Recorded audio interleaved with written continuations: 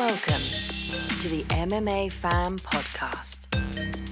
Ladies and gentlemen, I give you Stu and Blake. Ian Garry, how you doing, mate? Hello. Sorry, boys. How are we? Good? Very good, very good. I mean, what an amazing week and a bit or whatever it's been for you now. I mean, so your debut at MSG, you win by first round knockout.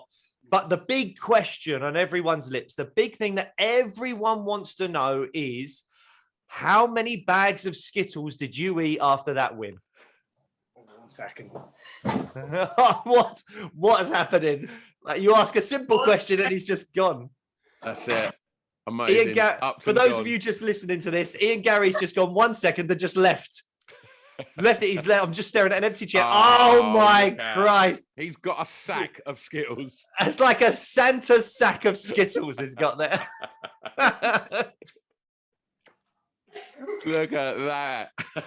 1.6 kilos. 1.6 kilos of Skittles. Jesus Christ.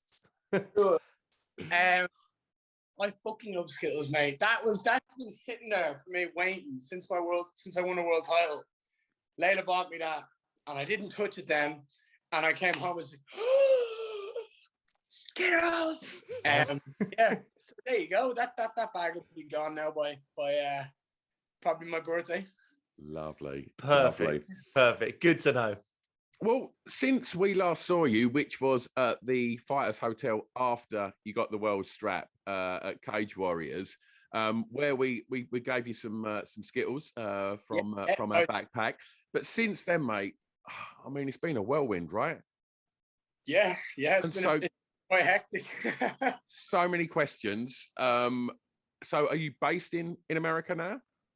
So yes, we are going to be mainly based in America. Right now, we are home in Dublin. I'll be bouncing between here and the UK.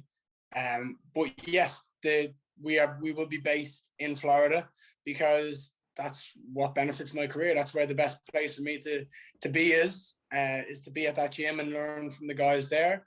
There's a lot of places I want to do. I'm kind of like a free spirit, so I want to learn from a lot of different places. I want to go to Brazil and learn Portuguese and do jiu-jitsu in Brazil. Layla can meet family, and I want to just enjoy that whole thing. I want to eat Brazilian food. So there's a lot of things I want to do. There's a lot of plans I have, and there's a lot that I'm excited about, and yeah, I'm looking forward to it all. So we'll be based out of the US from now. So, I mean, you must have had your pick of so many gyms over there. You must have been thinking about what option was right for you. You've ended up at Sanford MMA in Florida.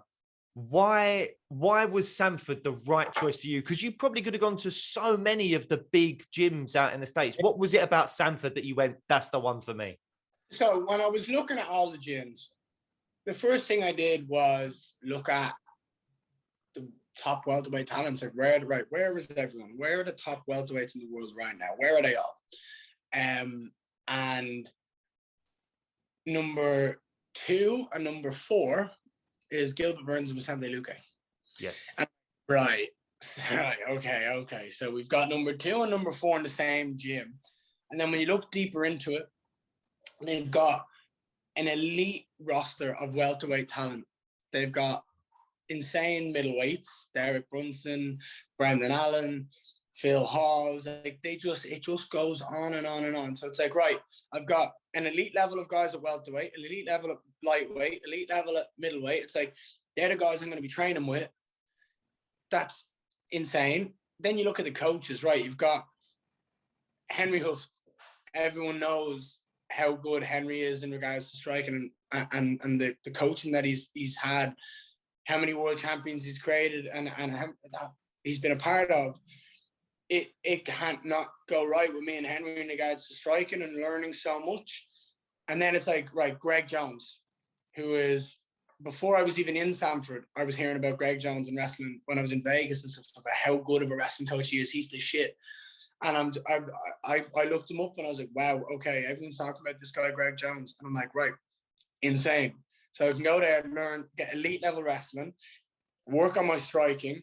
And then not only that, it's like, they've got Gilbert Burns for jiu-jitsu to learn off. There's Wagner Russia, who is insane, and that's where I can't wait to go back to and do some more jiu-jitsu and learn off Wagner and take everything in. It's like everything there is set up for success, and that's why I chose that. And also the fact that it's in Florida and it's sunny all the time, like massive benefit. Like, and the fact that it's got 1,250 golf courses. I was going to ask. Knew that was I was going to coming. say, how much of it is actually down to the golf courses, though? I didn't actually get to play a lot of golf when I was there because I was so busy. But I tell you what, when I go back, I'm going to absolutely destroy the golf courses. I'm going to take advantage of every single opportunity.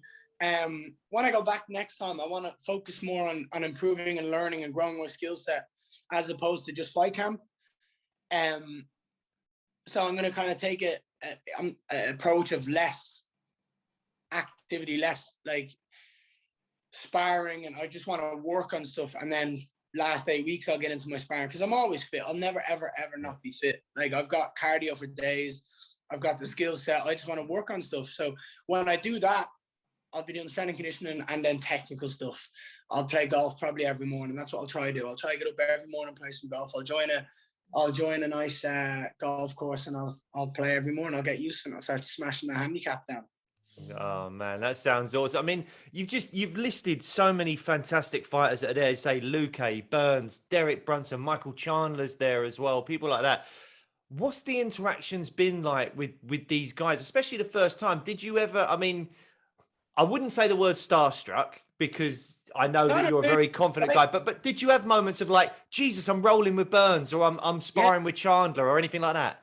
Yeah, there was a point at which I was like, I'm trying to toe hold Gilbert Burns, and I just started laughing. He started laughing at me. I started laughing at him. Right, the point at which we were doing kickboxing, and I jabbed him in the face, and he just smiled at me, and I'm like, oh, he looks like he's going to take me down.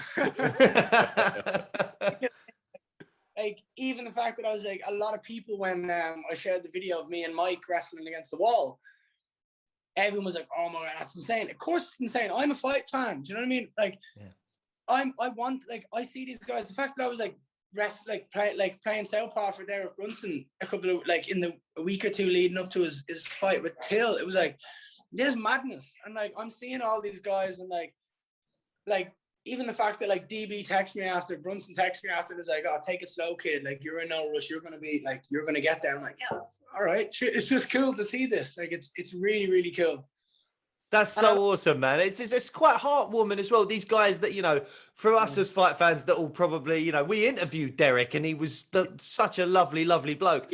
But like, for you to be looking up to these guys and actually then having the opportunities to spar and roll and learn from them and hear that they are just like nice guys that are backing you. You've only been in the gym a little bit and they're not being like necessarily wary of you. They're embracing you and they're bringing you into that Sanford family or whatever. That's a lovely thing to hear. Yeah, no, it is. It's really, really, really nice to kind of have that vibe. And like, when you think about going to a super gym, you could think, right, these could all be like pricks. You could think like, it's like, oh, here we've got egos everywhere. So imagine putting 100 me's in a room. I mean, think about it. That's what you got to think about. It's potentially having like there's 45 elite professional athletes on the mats every day. Like, that's the number we're dealing with. It's a joke. And everyone's got their ego. Everyone wants attention. Everyone's best. But you know what the best part about it is? Everybody knows. Everybody knows that everyone's got an ego. Everyone knows that we're all elite level. Like the coaches, one of the first days I was there, Henry sat us down, Greg sat us down, and Nick sat us down. So all the coaches, all the fighters sat down. We just want to talk to you for a minute. So we all sat down, and I think it was Henry that spoke. Or maybe, I don't know. I think it was Greg. It doesn't matter anyway. That's irrelevant. It was one of the main, all the coaches were there, all the fighters sat down. And I said, look, there's 45 guys on the mat today, 45 elite professional athletes. There's 3 coaches. It's not possible for us to all give you the time and the one-on-one you want. We've got to deal with everyone. He's like, when you come down here, we'll be here early. We'll come down an hour early, Monday, Wednesday, Friday. If you want to do extra stuff, if you want to ask questions, we will be here late at night on Tuesdays and Thursdays. We will put in the extra work. If you want it, come get us. You want to reach out to us. Don't sit here and say that you want more work done and then not show up an hour earlier than the class. It was like, we understand that people want to spend more time improving, but you've got to be willing to improve. You've got to get up that hour. You've got to stay that hour longer. He's like, we can help you so much, but also you've got teammates. You're surrounded by the best of the best. Learn from them. If you want to learn wrestling, talk to Derek or Logan, or talk to Phil, or talk to anyone, whoever it is. If you want to learn jiu-jitsu, ask Gilbert. If you want to learn striking, ask any of the guys that are on the mat. It's like, just go and talk to people. It's like, learn. It's a constant conveyor belt of guys fighting. Every weekend there's guys fighting. Every weekend. It's elite. It's literally like UFC, the odd Bellator. It's like, the lads, the coaches are literally, they're nonstop. And the fact that like they understand the dynamic of, we want to give everyone attention, but we can't. So the guys that are fighting, they're the number one. Everyone else takes this little step back. And I like that attitude. It's like the guys who are fighting deserve the more attention, because they're going to come up. And that just means that when someone else gets a fight book, they get the attention, they get to learn more. And it's look, I like the way everything's done in the gym. I'm excited to go back. I'm excited to learn more. I'm excited to grow. And it's just, yeah, dude, it's cool. And talking of, attention and new experiences. So when we last spoke to you on the podcast, we asked you about, your mindset when you walk out to go into the octagon, and it was full of confidence and stuff. And then you've had an upgrade. You walk out to fucking Madison Square Garden. I mean, just talk us through the process just before you walked out and walking out. What was going on in your head? And just try and put that into words, that moment. Fucking badass. It was badass. I was so confident and so happy and so excited.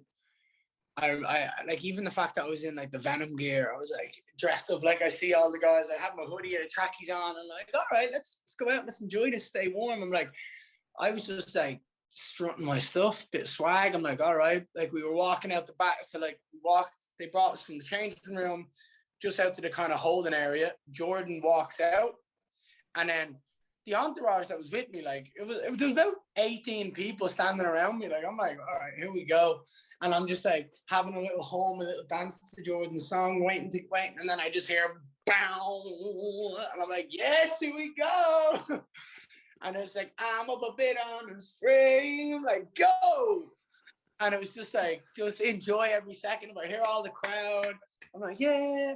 I had a snapback hat, and I was like, I signed it and just threw it up to the audience, because like, I can't wear a snapback. Here you go, give that to someone. I was like, why not? I was like, but like, I was so excited and so ready for that. And it was just, dude, the experience was insane. And I just walked into the cage. I'd done my little look. I looked at Joe. I looked at John. I looked at DC. I was like, here we go. Remember this? Gave Jordan a little fist bump, and I was like, whew, we're in the UFC cage, right? In Madison Square Garden. I've just walked out. It's my UFC debut. Holy fuck, what the fuck is happening?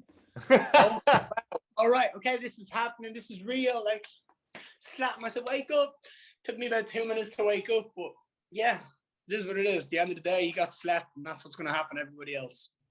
That's amazing, though, man. I mean, but also it's because you've spoken so openly about like, I'll never get nervous. I'll never have any of these things. But just even that little small thing of going, oh, fuck, because you're human.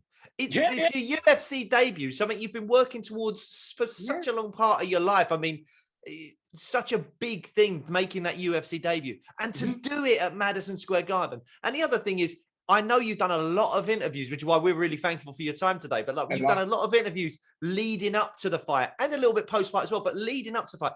And everyone has been saying the same thing: Madison Square Garden, Madison Square Garden, Madison Square Garden. That's going to get in your head. It's amazing you dealt with it the way you did. It didn't, none of it. Like, when I mean, like, I was like uber confident the entire walkout, getting changed, everything.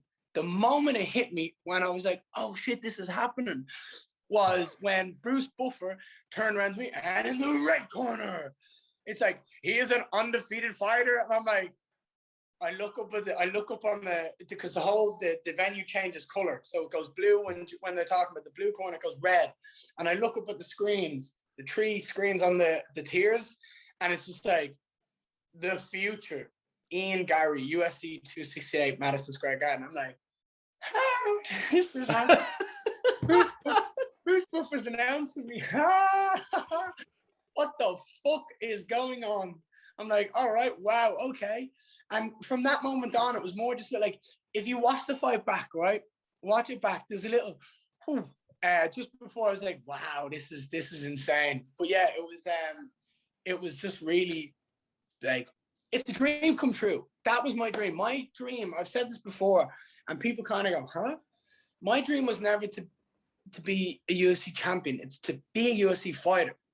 Making that UFC debut means I've completed that dream. And that was it.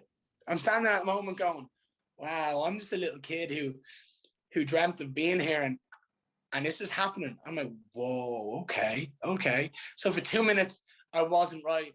For the next 2.5, I was back on track and I sparked them. Do you know what I mean? It was just a surreal experience. And now I get to change the dream from being a UFC fighter to being a UFC champion. Now the dream changes. Do you know what I mean? I've reached one. You know when they say like if you can reach your dreams and you're not dreaming like big enough, now we've got to go change it again. So here's the dream. I've completed being a UFC fighter. Completed, mate. Done. UFC champion, professional golfer. Done. Let's go. I'm also interested to know that obviously you get the incredible finish. You know, you deliver an amazing speech, and then you're back out the back. What did you do then? Like, was it all press, or what? Did you get to watch the other fights? Did you come back out? You know, because there was some amazing fights as well on that card. Did you get to experience any of the action? I was non-stop for about 2 hours. Really? Interview, talking to me. Obviously, you have to get the medical straight after.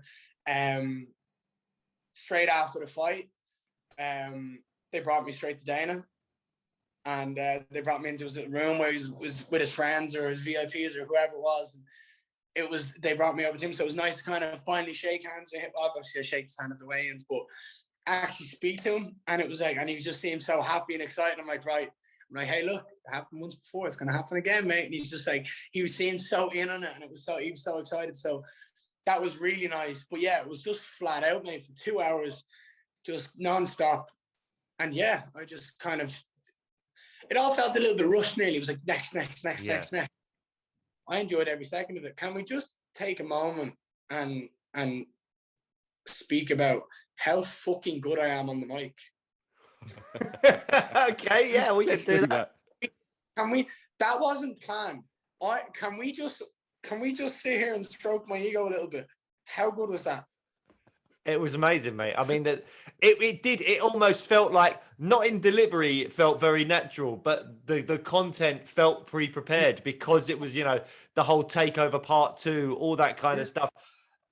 And also you've had Conor sort of reach out to you now since as well. And there was that lovely moment that they put up on the broadcast as well of that picture of when you were very, very young, alongside when you met him, I don't know how old you were. You look like you're about 12, but I don't know how old you really were. You were 15. I was still. You what, sorry? I still look like I'm about 12 now, unless I take get some abs and a little bit of chest hair action in it. Yeah. You know what I mean? Still I'm about 12. Yeah, 15, 16.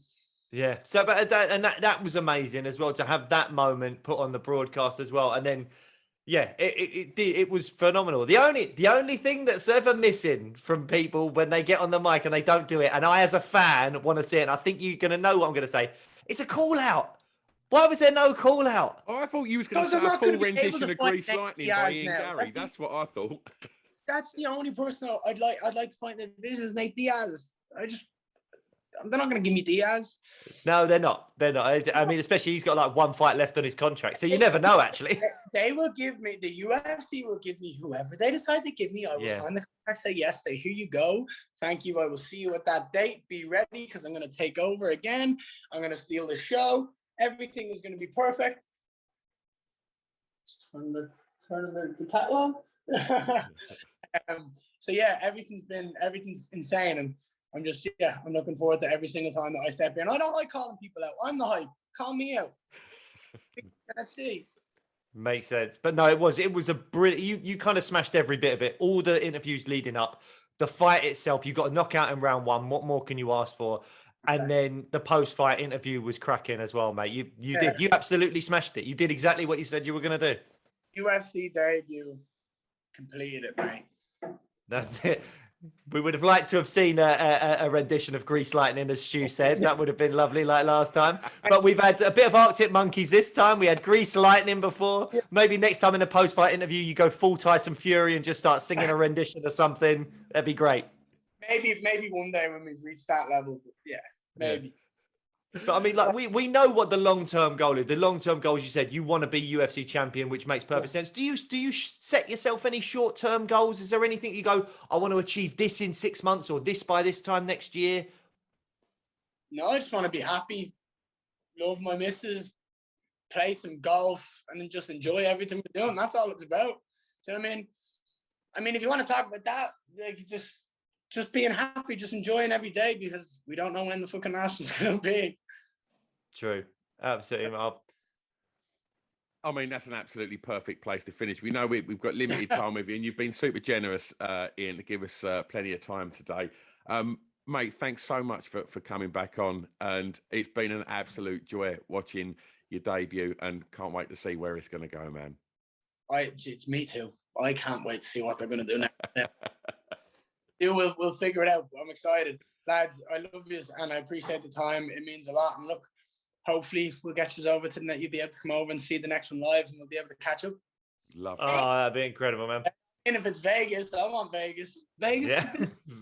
I've been to Vegas, but not for a fight. I would love to go. So let's make it happen. Let's come over, right. Then we'll meet up after. Yeah, that sounds perfect to me, man. Let's do it. Right. We'll go and catch a Cirque du Soleil show. It'll be lovely. A round of golf. Yeah.